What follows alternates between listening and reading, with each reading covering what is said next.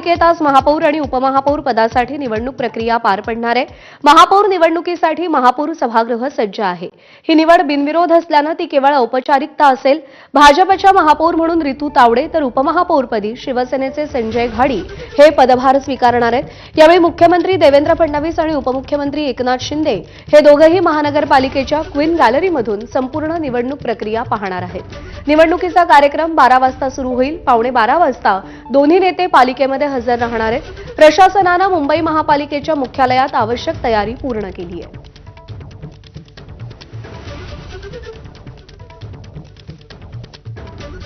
खूप आनंद होतोय। माझ्यासाठी खूप ऐतिहासिक आणि गौरवशाली क्षण आहे।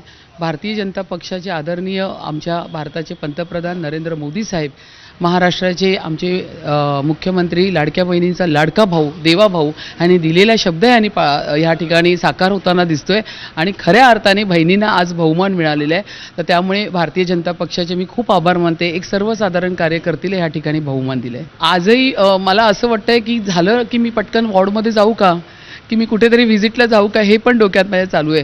त्यामुळे ॲक्शन मोडमध्ये भारतीय जनता पक्षाचा कार्यकर्ता हा कायमच आहे जनतेच्या सेवेसाठी।